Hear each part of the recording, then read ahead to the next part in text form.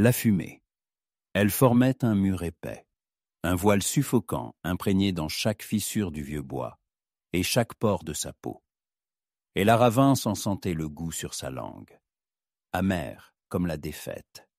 Il se mêlait à celui de la poussière soulevée par le vent nocturne et à celui de la peur qu'elle s'efforçait de contenir.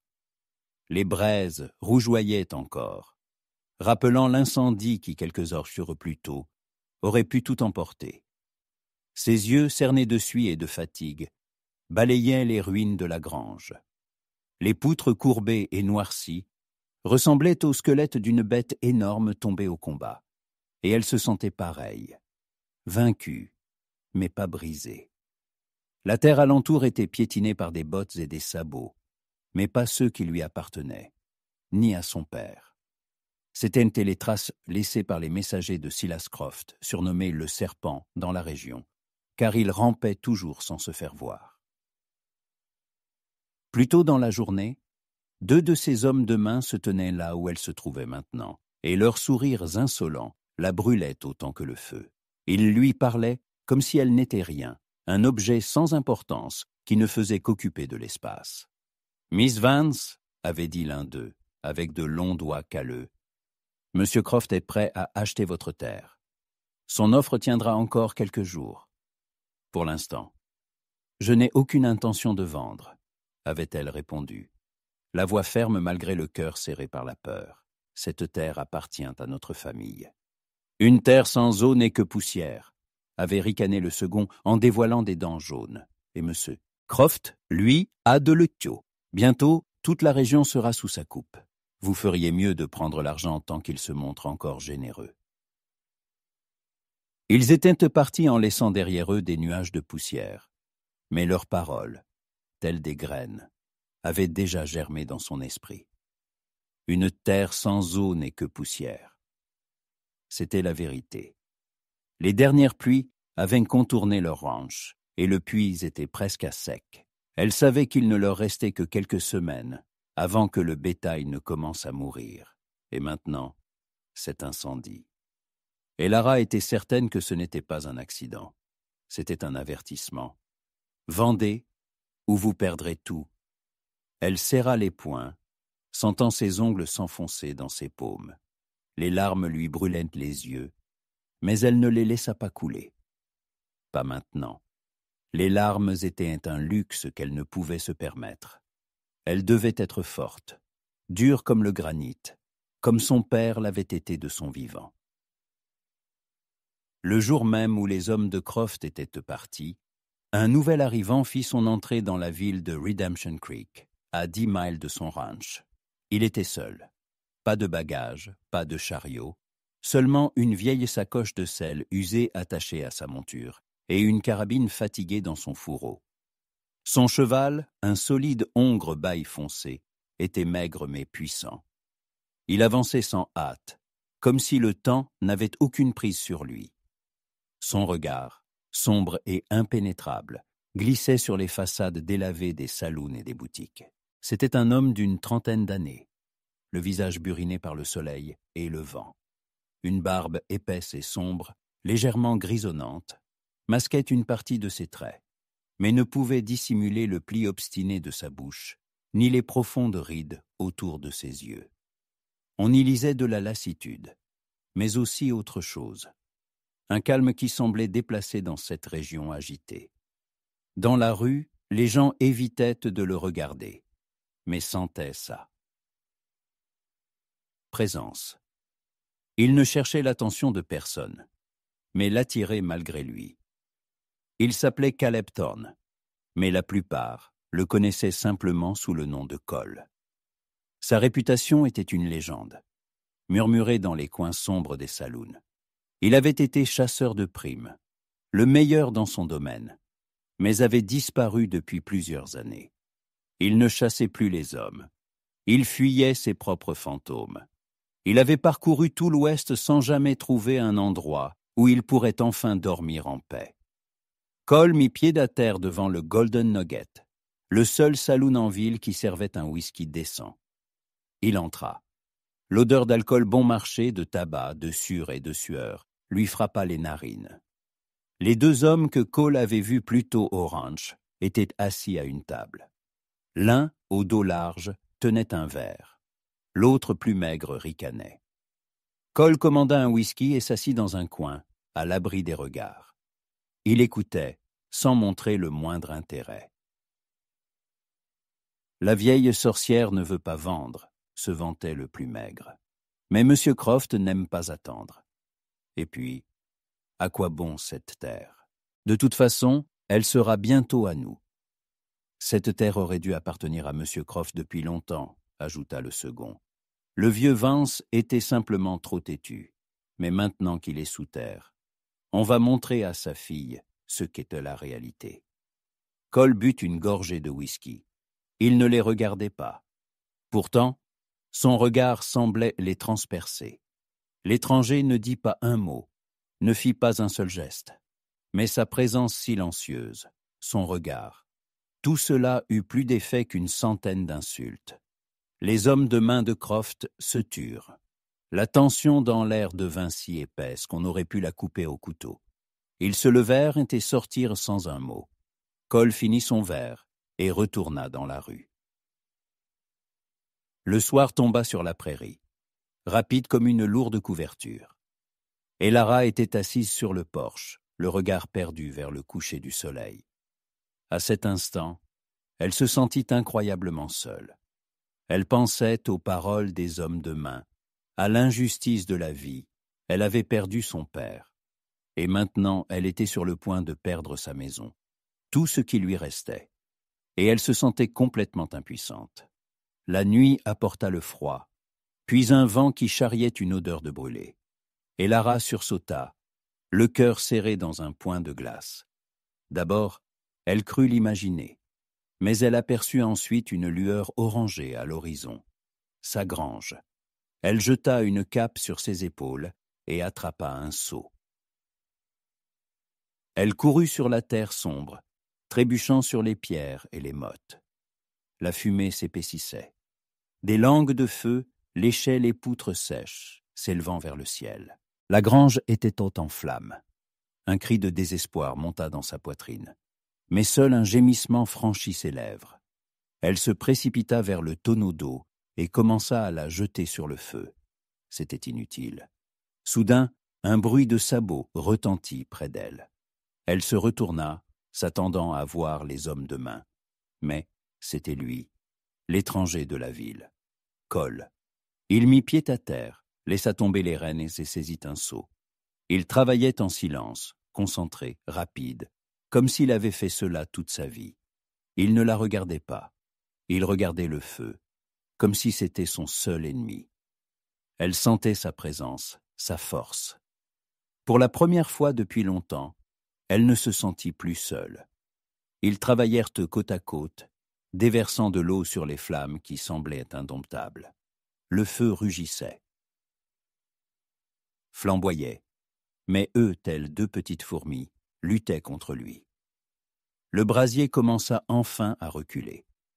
La grange était détruite, mais le feu ne s'était pas propagé à la maison. Il se tenait dès là, suffocant dans la fumée, couvert de suie et de cendres. Et Lara regarda Cole.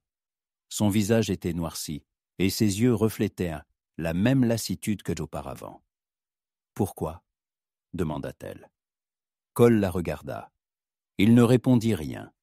Il baissa simplement les yeux, puis les releva. Son regard ne contenait aucune pitié, seulement de la compréhension. Il n'était pas là pour la sauver. Il était là pour sauver ce qu'elle essayait de protéger. « Je reste » dit-il enfin, sa voix basse mais solide comme l'acier, « jusqu'à ce que vous soyez en sécurité. » Et Lara resta silencieuse. Elle le regardait et ses yeux couverts de cendres exprimaient la surprise. Elle voulait lui demander qui il était, pourquoi il était là, ce qu'il attendait d'elle, mais les mots restaient coincés dans sa gorge. Pour la première fois depuis longtemps, elle ne ressentit pas de la peur mais de l'espoir. Cependant, elle sentait aussi que cet homme apporterait avec lui plus de mystère que de réponses. Elle ne savait pas si elle pourrait lui faire confiance. Et elle ne savait pas si elle pourrait faire face à ce qui la menait dans sa vie. Le matin arriva doucement, peignant le ciel de teintes pâles et pastels. Mais pour Elara, l'aube n'apporta aucun répit. L'odeur de brûlé flottait encore dans l'air, tel un linceul enveloppant la scène d'un crime. Les poutres noircies de la grange, qui la veille encore éteignent des langues de feu, semblaient désormais un rappel figé de la catastrophe. Caleb Thorne se tenait au milieu des cendres, déblayant le bois calciné et les outils éparpillés. Il travaillait en silence, ses mouvements précis et puissants. Elara l'observait depuis le seuil de la maison. Elle n'arrivait toujours pas à croire que cet homme qu'elle n'avait vu qu'une seule fois était resté. Il n'y avait dans son regard ni curiosité ni pitié, seulement du calme. Il semblait faire partie de cette terre, aussi rude et silencieux qu'elle. Elle lui apporta une tasse de café fumant. Il leva la tête, la regarda, et quelque chose qui ressemblait à de la gratitude traversa ses yeux sombres. Il prit la tasse sans quitter son visage des yeux. « Merci », dit-il doucement, sa voix profonde comme un puits. « Pourquoi êtes-vous resté ?» demanda-t-elle, incapable de retenir la question qui lui brûlait les lèvres depuis la nuit dernière. Il but une gorgée de café, se brûlant les lèvres, et se détourna. « Je le devais », répondit-il simplement, et sa voix portait des nuances qu'elle ne pouvait déchiffrer. « Je n'aime pas laisser les affaires inachevées. » Ces mots n'offraient aucune réponse, mais Elara sentait qu'il cachait quelque chose de plus grand. Elle avait vu comment il l'avait regardée lorsqu'elle s'était approchée, et il y avait dans ce regard quelque chose qui avait fait battre son cœur plus vite. Pas de la peur, mais autre chose. Elle ne savait pas ce que c'était, mais c'était nouveau, quelque chose qu'elle n'avait pas ressenti depuis la mort de son père. Ils travaillèrent ensemble toute la journée. Il ne parlait pas beaucoup, mais sa présence était un réconfort. Il était fort et fiable, et Elara sentit sa tension se relâcher peu à peu. Elle lui parla de sa ferme, de son bétail, du puits presque à sec. Elle lui parla de son père, de son amour pour cette terre, de la façon dont ils travaillaient ensemble et de ses efforts pour préserver tout ce qu'il lui avait laissé. Cole l'écoutait sans l'interrompre, le regard fixé sur l'horizon, mais elle savait qu'il entendait chacune de ses paroles. À cet instant, elle se sentit moins seule. Elle comprit qu'elle avait un allié, un homme en qui elle pouvait avoir confiance. Et elle sentit qu'il n'était pas là par hasard. Il n'était pas seulement là pour l'aider. Il était là pour s'aider lui-même, pour trouver la paix qu'il cherchait depuis si longtemps. Vers midi, la route poussiéreuse amena de nouveau des visiteurs indésirables. Elara vit 2 cavaliers s'approcher de leur ranch. C'étaient les mêmes hommes de main que la veille. Elle sentit un frisson lui parcourir le dos. « J'arrive », murmura-t-elle à Cole. Il hocha la tête, son regard se durcit, et sa main se posa sur son ceinturon. « Miss Vance » lança l'un des hommes, celui aux dents jaunes. Il était large d'épaules et son regard était plein d'arrogance. « Monsieur Croft a eu vent de votre petit incident. Il m'a demandé de vous transmettre que l'incendie n'était qu'un avertissement. Il ne veut pas qu'il vous arrive quelque chose. Il veut simplement que vous vendiez la terre. »« Je ne vends pas, » répondit Elara, sa voix tremblant de colère, mais elle s'efforçait de rester ferme. « Tôt ou tard, vous comprendrez que toute résistance est inutile, » dit le second, son regard glissant vers Cole. « Vous n'avez pas le choix, Miss. » Cole s'avança. Ses mouvements étaient fluides, comme ceux d'un prédateur. Il ne dit pas un mot, mais son regard était si chargé de force que les hommes de main tressaillirent. Il ne les regardait pas. Il regardait à travers eux, et il y avait dans ses yeux une telle fureur qu'ils prirent peur. Ils n'avaient jamais vu un homme pareil. Ils avaient entendu parler de lui, mais ne l'avaient jamais affronté. « Je crois que vous avez compris que je suis là, » dit Cole, sa voix basse comme un murmure, mais empreinte d'une puissance qui les fit taire. « Je n'aime pas qu'on menace les gens, surtout les femmes. » Les hommes de main échangèrent un regard. Ils virent que cet homme ne bluffait pas. Ils sentirent que s'il faisait le moindre faux pas, il les tuerait. Ils déglutirent, firent demi-tour et partirent, laissant derrière eux des nuages de poussière.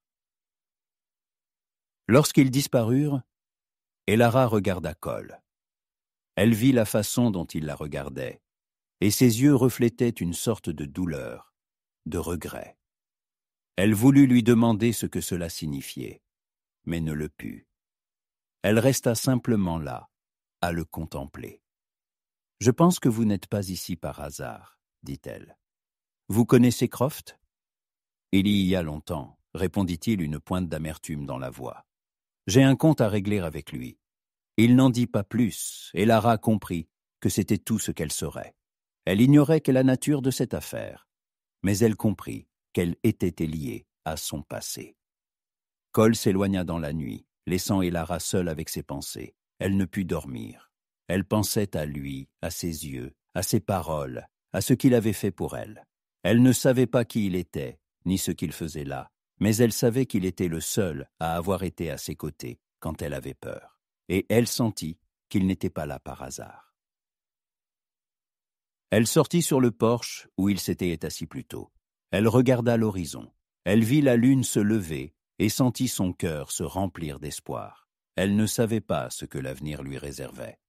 Mais elle savait que, désormais, elle n'était plus seule. Le 3e matin après l'incendie apporta non seulement une chaleur accablante, mais aussi une sensation étrange de normalité fragile.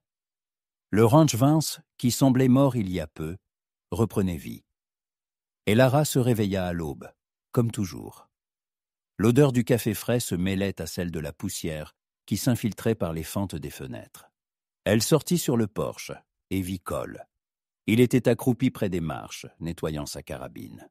Il portait les mêmes vêtements que le jour de son arrivée. Chapeau, veste usée, vieux jeans. Il semblait aussi solide que la terre sur laquelle il était assis. Ils échangèrent des regards brefs mais profonds, qui en disaient plus que de longues conversations. Et Lara savait qu'il n'était pas là par hasard. Il n'était pas seulement là pour l'aider, il était là pour trouver quelque chose pour lui-même. Et elle ne savait pas quoi, mais elle sentait que c'était quelque chose dont il avait besoin plus que tout au monde. « Bonjour », dit-il, la voix toujours aussi rauque. « Bonjour », répondit-elle. « Le café est prêt. » Ils burent leur café en silence. Le soleil commençait à s'élever, ses rayons filtrant à travers le feuillage des arbres et dessinant des motifs dorés sur le sol. La chaleur douce quelques heures plus tôt, devenait insupportable. Mais Elara se sentait calme. Elle savait qu'à ses côtés se trouvait un homme en qui elle pouvait avoir confiance. Après le petit déjeuner, ils se dirigèrent vers la rivière. Dans la région, on appelait rivière un petit ruisseau qui s'asséchait pendant les mois les plus chauds, mais qui aurait dû être plein à cette période. Plus ils approchaient, plus le cœur d'Elara se serrait. Elle vit que le lit du ruisseau était presque sec. Elle s'approcha, ses bottes s'enfonçant dans le sable qui, peu de temps auparavant, était le fond du cours d'eau. Elle sentit une larme couler sur sa joue. « C'est eux », murmura-t-elle. « Ils ont bloqué l'eau. » Cole s'approcha d'elle. Il ne dit rien, mais son regard était plein de compréhension. Il s'agenouilla, ses doigts touchant le sable humide. Il sentit quelque chose qu'elle ne pouvait percevoir, quelque chose qui ne lui était que trop familier, quelque chose qu'il avait vu maintes fois. « Je crois savoir où ils l'ont fait, » dit-il, la voix dure comme l'acier. « Ils ne sont pas allés loin, c'est quelque part ici, dans un rayon de 2 miles. » Et Lara le regarda, les yeux remplis d'espoir. Elle voulut lui demander comment il le savait, mais elle ne le put. Elle savait simplement qu'il avait raison. Ils montèrent à cheval et remontèrent le cours du ruisseau. Ils avançaient lentement, Cole la guidant, les yeux rivés au sol. Ils cherchaient des traces qu'elle ne pouvait voir, des traces qui pourraient les mener à l'endroit où l'eau avait été bloquée. Finalement, il trouva ce qu'il cherchait, des empreintes de bottes et de sabots menant vers un canyon. « Ils sont quelque part par là, » dit-il, sa voix basse mais puissante. Ils mirent pied à terre et continuèrent à pied. Plus ils s'enfonçaient dans le canyon, plus l'odeur de fumée devenait forte. Enfin, ils le virent. Un énorme tas de pierres, amoncelé en plein milieu du lit du ruisseau. Le cours d'eau était complètement obstrué. L'eau qui aurait dû couler se rassemblait en une petite mare avant de s'infiltrer dans la terre. « Il faut enlever tout ça, » dit Elara. Elle voulut commencer, mais Cole l'arrêta. « Non, je vais le faire. Vous devriez aller en ville. »« Non, je ne peux pas vous laisser, » dit-elle. « Je vais vous aider. » Ils travaillèrent côte à côte, déplaçant les pierres. C'était un travail éreintant. Le soleil brûlait et leurs corps étaient couverts de sueur et de poussière. Ils ne parlaient pas. Ils travaillaient tout simplement. Ils ne formaient deux êtres œuvrant ensemble pour sauver ce qui leur était cher. Et plus ils travaillaient, plus ils se rapprochaient. Ils peinèrent jusqu'à la fin de la soirée, et lorsque le soleil se coucha, ils avaient terminé. L'eau recommença à couler dans son lit. Ils restèrent là à la regarder. Ils étaient couverts de suie, leurs vêtements étaient déchirés, mais leurs yeux brillaient de joie. La joie d'avoir accompli cela ensemble. « Merci, » murmura Elara. « Il n'y a pas de quoi, » répondit Cole. Il la regarda, et il y avait dans ses yeux quelque chose qu'elle ne pouvait comprendre. Quelque chose qui ressemblait à un sentiment qu'il n'avait jamais éprouvé. Il tendit la main et essuya une trace de suie sur son visage. Elle sentit son contact. Il était si doux, si tendre. Elle ferma les yeux. Elle sentit qu'il n'était pas là par hasard. Il n'était pas seulement là pour l'aider, il était là pour s'aider lui-même, pour trouver la paix qu'il cherchait depuis si longtemps. Ils retournèrent au ranch à la nuit tombée. Ils chevauchaient en silence, leurs chevaux avançant lentement sur la route poussiéreuse. Ils ne parlaient pas, mais ils sentaient que quelque chose avait changé. Quelque chose avait changé entre eux. Ils étaient devenus plus proches, plus intimes. Ils ne formaient plus qu'un. Après avoir dégagé le lit du ruisseau, un silence étrange et fragile s'installa sur le ranch. Les jours se succédaient, et ils travaillaient côte à côte. Elara réparait la clôture brisée la nuit de l'incendie, et Cole l'aidait. Il ne parlait pas beaucoup, mais sa présence était un réconfort. Elle sentait qu'il n'était pas là par hasard. Il n'était pas seulement là pour l'aider, il était là pour s'aider lui-même, pour trouver la paix qu'il cherchait depuis si longtemps. Et elle comprit qu'il avait une raison pour cela. Un soir, alors que le soleil disparaissait derrière l'horizon, ils étaient assis sur le porche, contemplant le crépuscule. Le ciel était teinté d'orange, de rouge et de violet, et les silhouettes des montagnes se dessinaient au loin. « Pouvez-vous me parler de lui ?» demanda Elara, sa voix basse comme un murmure. « De Silas Croft. » Cole resta silencieux. Il regardait l'horizon, et ses yeux reflétaient une sorte de douleur, de regret. Il ne voulait pas en parler, mais elle était là. Elle était là pour lui, et il savait qu'il devait lui dire la vérité. « Il y a de nombreuses années, commença-t-il la voix rauque, j'étais en Arizona. Dans une petite ville, il y avait un homme là-bas. Il s'appelait Croft. Il était le même qu'aujourd'hui. Il voulait acheter la terre d'un fermier qui était mon ami. Je lui ai dit qu'il ne vendrait pas. Croft n'a rien voulu entendre. Il a brûlé son ranch. J'étais là. J'ai vu son ranch brûler, et je n'ai pas pu l'arrêter. Mon ami est mort dans l'incendie. Depuis, je cherche Croft. Je savais qu'il viendrait ici. Je devais le trouver. » Elara se tut.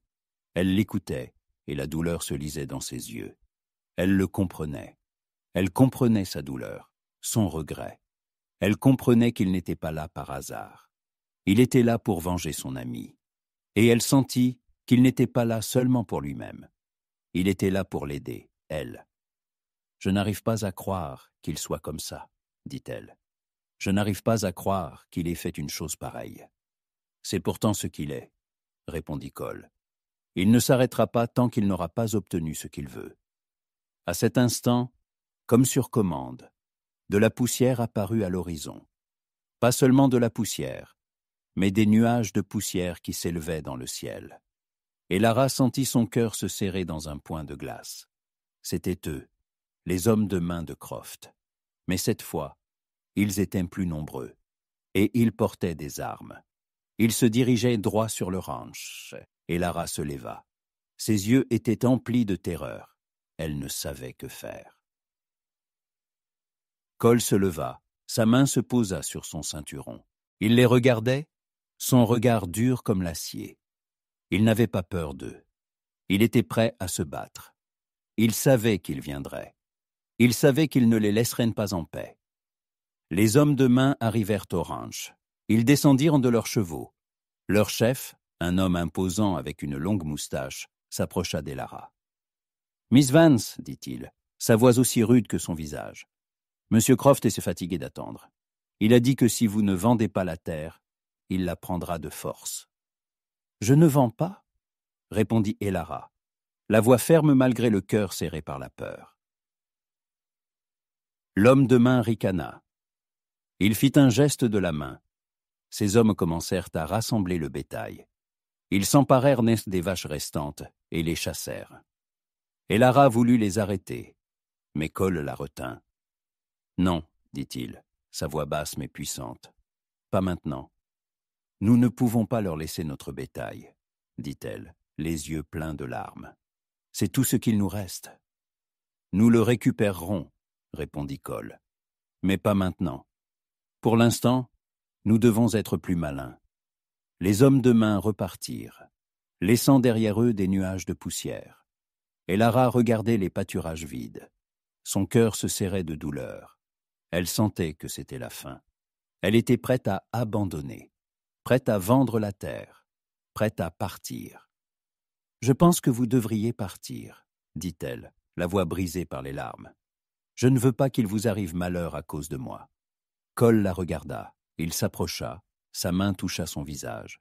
Ses yeux étaient pleins de compréhension, mais aussi de détermination. « Je suis là, dit-il. Je ne partirai pas. Je resterai avec toi. Nous nous battrons. Nous récupérerons ton bétail. Nous lui montrerons que nous n'abandonnerons pas. » Et Lara le regarda, et l'espoir renaquit dans ses yeux. Elle comprit qu'il ne l'abandonnerait pas. Elle comprit qu'il se battrait. Elle comprit qu'elle n'était plus seule. Elle sentit qu'elle n'était plus seule. Et dans son cœur, naquit quelque chose qui ressemblait à un sentiment qu'elle n'avait jamais éprouvé. Elle savait qu'elle n'était plus seule. La nuit tomba sur la prairie, enveloppant la terre d'un velours noir. Le vent se calma, ne laissant derrière lui qu'un silence froid et le bruissement lointain et à peine perceptible des virevoltants. Sur le porche du ranch, Elara et Cole étaient assis en silence, côte à côte, regardant les étoiles. Le plan était simple et désespéré. Ils allaient récupérer le bétail volé par les hommes de Croft. Elara était prête à tout pour reprendre ce qui lui appartenait de droit. « J'irai, » dit Cole, la voix ferme. « Je sais comment m'infiltrer sans être vu. Tu dois rester ici. »« Non, » répondit fermement Elara. « C'est mon bétail. Je connais chaque vache. Je sais comment elle paisse. Je dois venir avec toi. Je ne peux pas rester assise ici à attendre. » Cole la regarda, et l'admiration se lisait dans ses yeux. Il voyait qu'elle était prête à se battre.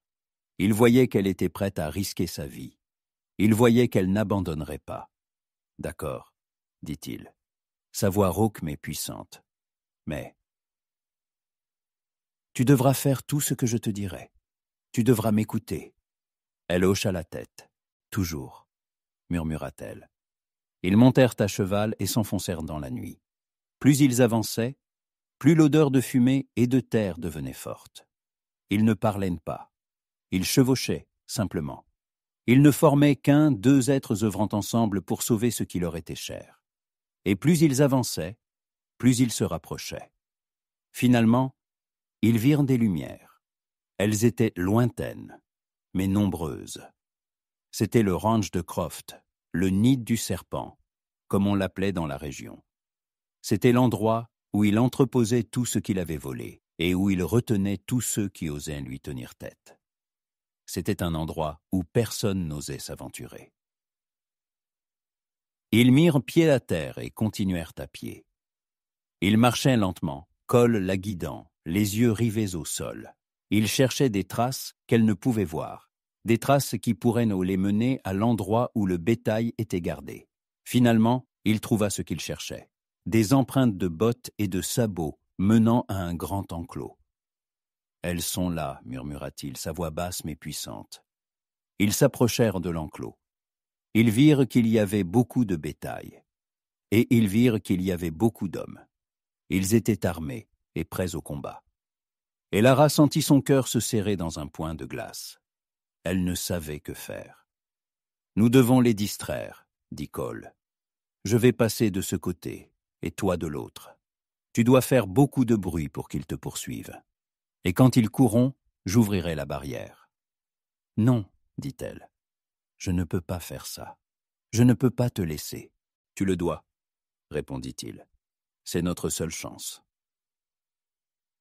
Ils se séparèrent. Et Lara alla d'un côté et Cole de l'autre. Elle attendit, et finalement, elle le vit lever la main. C'était le signal. Elle se mit à crier. Elle se mit à jeter des pierres. Elle fit beaucoup de bruit. Elle sentait son cœur battre si vite qu'elle crut qu'il allait éclater. Les hommes de main l'entendirent. Ils se mirent à sa poursuite. Ils pensaient qu'elle était seule et ne se doutaient pas que c'était un piège. Et pendant qu'il courait, Cole ouvrit la barrière. Il s'approcha d'eux, la main sur son ceinturon. Il était prêt à se battre, et il savait qu'il devait le faire. « Je suis là, dit-il, je ne partirai pas. Je resterai avec toi. Nous nous battrons. Nous récupérerons ton bétail. Nous lui montrerons que nous n'abandonnerons pas. » Et Lara le rejoignit. Elle le regardait, et ses yeux étaient pleins d'espoir. Elle comprit qu'il ne l'abandonnerait pas. Elle comprit qu'il se battrait. Elle comprit qu'elle n'était plus seule. Elle sentit qu'elle n'était plus seule, et dans son cœur, naquit quelque chose qui ressemblait à un sentiment qu'elle n'avait jamais éprouvé. Elle savait qu'elle n'était plus seule. Soudain, elle entendit un coup de feu.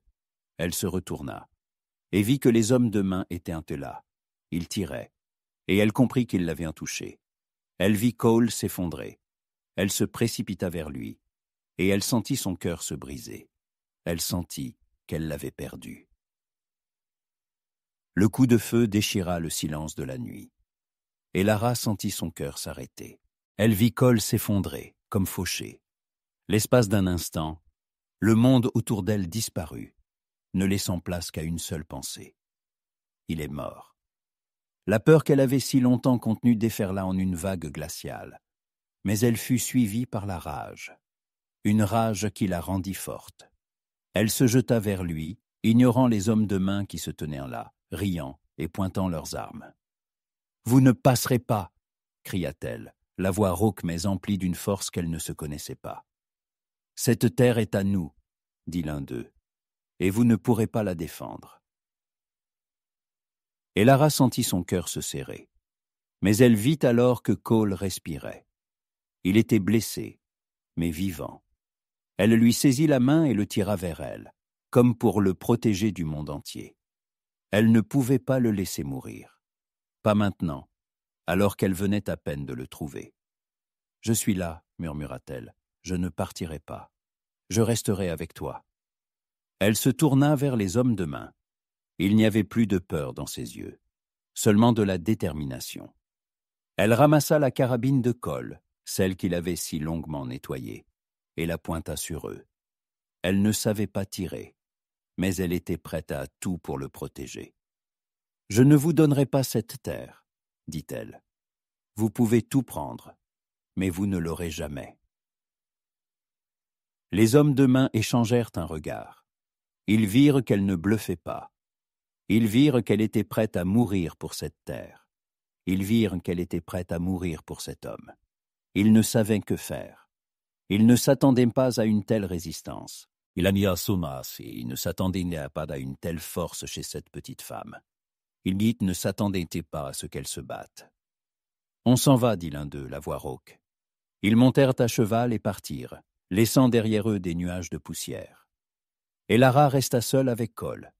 Elle tomba à genoux à ses côtés. « Je ne t'abandonnerai pas, » murmura-t-elle. « Je ne t'abandonnerai pas. » Elle pansa sa blessure. Il était touché à l'épaule. C'était une blessure sérieuse, mais pas mortelle. Elle l'aida à se relever et le ramena au ranch. La nuit était froide, mais son cœur était rempli de chaleur. Elle savait qu'il s'en sortirait. Elle veilla sur lui toute la nuit. Elle ne dormit pas. Elle resta assise à ses côtés, lui tenant la main. Elle lui parla de sa vie, de sa famille, de ses rêves. Elle lui parla de son père, de son amour pour cette terre. Elle lui dit combien elle aurait voulu qu'il soit là, avec elle. Cole resta silencieux. Il l'écoutait, simplement, et ses yeux étaient pleins de compréhension. Il sentit qu'il n'était pas seul. Il sentit qu'il avait trouvé son foyer. Il sentit qu'il l'avait trouvée, elle. Ils passèrent de nombreux jours ensemble. Il se rétablissait et elle était à ses côtés. Ils ne parlaient pas beaucoup, mais leurs yeux parlaient pour eux. Ils parlaient d'amour, d'espoir, d'avenir. Ils parlaient du fait qu'ils n'étaient pas là par hasard. Ils étaient là pour se trouver. Enfin, Cole fut guéri. Il se leva du lit et sortit sur le porche. Il regarda l'horizon. Il vit le soleil se lever, ses rayons peignant le ciel de teinte dorée. Il regarda Elara. Elle se tenait à ses côtés, les yeux pleins d'espoir. « Je suis là, dit-il, sa voix basse mais puissante. » Elara ne dit rien. Elle le regardait, simplement. Elle attendait. Elle attendait ce qu'il allait dire. Et il parla. Il s'agenouilla sur la route poussiéreuse. La poussière se souleva, les enveloppant comme s'ils étaient seuls au monde. « Elara, dit-il, je ne veux plus fuir. Je veux rester. Je veux rester ici, avec toi. Veux-tu être ma femme ?» Elara resta silencieuse. Elle le regardait, et des larmes coulaient sur ses joues. Mais c'étaient des larmes de bonheur, pas de désespoir. Des larmes qu'elle avait si longtemps retenues. Elle ne put dire un mot. Elle hocha simplement la tête. Il se releva, et elle le serra dans ses bras. Ils restèrent enlacés sur la route poussiéreuse, contemplant le coucher du soleil. Un coucher de soleil qui marquait le début de leur nouvelle vie. Ils n'étaient pas là par hasard. Ils étaient là pour se trouver. Et ils s'étaient trouvés.